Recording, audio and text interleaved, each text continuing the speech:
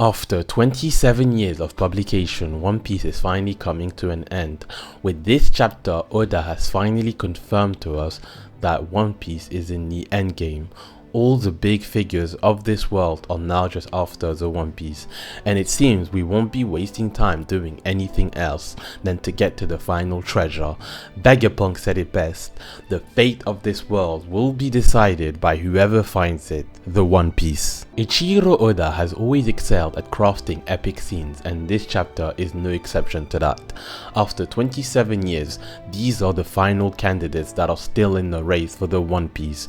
We finally getting to the heart of what One Piece truly is, because yes, One Piece is a fighting manga, a story with an incredible attention to detail, and a story that gives us numerous mysteries, but above all of that, it is simply a treasure hunt. And in this chapter and the ones to come, we're finally going to be focusing on that. We are returning to the core element of the story, with every key player going after the One Piece. This chapter marks the beginning of the end, and last year in 2023 at the Jump Festa, Oda talked about a great battle royale happening, and this is it. The battle royale is here and now. We've got all the valid candidates. Even the Marines are now joining the race. It'll be an all-out battle royale, and we'll finally see who will get to the One Piece first. One of the most fascinating aspects of this chapter is its title, as it mirrors a reference made by Goldie Roger in chapter 100, The Ebb and Flow of the Ages. This clearly indicates that we are entering a new age, an age that marks the end of the story and the discovery of the One Piece. But now let's talk about Vegapunk, because in this chapter he takes on the role of a showman. As he concludes his speech, he heightens the suspense around the One Piece, stirring excitement among us readers and for the people listening for the upcoming events. Initially, Vegapunk was just revealing secrets of the world and explaining everything, but he finishes his speech by hyping us up about the One Piece. Vegapunk does the same as what the legends of this world did. We had the man with the most freedom in the world, the strongest man in the world, and now we have the smartest man in the world. The three of them reminded us of the manga's true essence, the quest for the One Piece and whether it truly exists or not. But it's not just about finding the One Piece, it's about finding it at the right time. Roger arrived on the island too early, and he knew that someone was going to be born and surpass him, but we don't know who it is yet. But we do know that the moment that someone discovers the One Piece is very close, because we're in the end game now. We're in the end game now. This race will determine who will get the One Piece, and it's between the four emperors, the world government, and the revolutionary army. An interesting detail I realized in this chapter is that when Vegapunk mentions the ancient weapons, Oda shows us the reaction of Shirahoshi and Vivi. We know that Shirahoshi is the ancient weapon Poseidon, but could Vivi also be one? I looked back at Arabasta and found something interesting.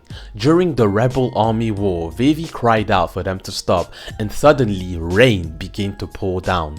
This is exactly similar to what happened with Shirahoshi when she started crying and the Sea Kings intervened. I'm not saying that it's 100% sure that Vivi is an ancient weapon like Shirahoshi, but I don't think it's out of the realm of possibilities. And in this chapter, Boney and Kuma obtained their revenge against Saturn, and you have to understand that it's not about just giving a punch to Saturn, because that is something Kuma already accomplished. Their revenge came by letting him know that he is not a god, and Boney transforming into the sun god Nika. So Saturn, who thinks he's a god, gets defeated by two sun god Nika, and I find it kind of poetic. That little girl who Saturn didn't even consider a threat and viewed her as nothing more than a failed experiment became exactly what he feared and took him down in the end. Oda always manages to give his characters a fitting conclusion.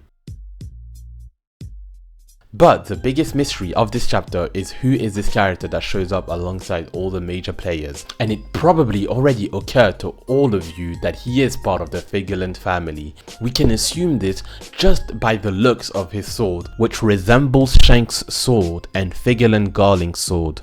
But even though we don't know who this mysterious character is, we know that he is the captain of the Gods Knights because his silhouette was already shown to us back in chapter 1083.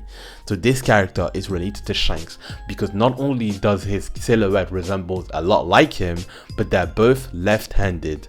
They both are holding their weapons on their right side. Before Shanks lost his arm in chapter 1, we knew that Shanks was left-handed. We clearly see this in the first chapter by the way he holds his spoon and the way he holds Luffy's arm when it stretches for the first time. We also know that the reason Mihawk decided to stop fighting Shanks is because he lost his dominant hand, which was his left hand. And now Shanks always gets out his sword with his right hand on his right side. If he was right-handed, it would be on his left side. So we realize that these two are similar physically, but also the way they hold their swords. There are all these similarities to Shanks, but this goes even deeper because not only would he be part of the same family as him, but he could be his twin brother. I know, it sounds crazy right now, but if you guys remember, in chapter 907, Shanks visited the 5 elders to talk to them about a certain pirate.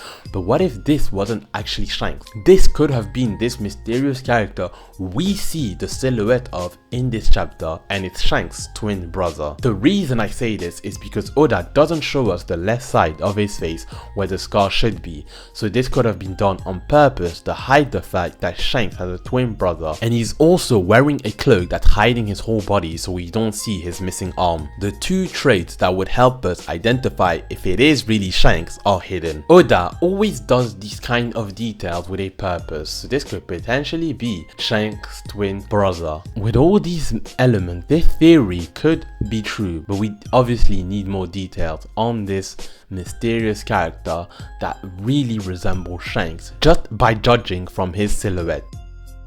There are many things to discuss with this week's chapter, so don't forget to leave your thoughts in the comments section down below and check out my YouTube channel for other One Piece related videos.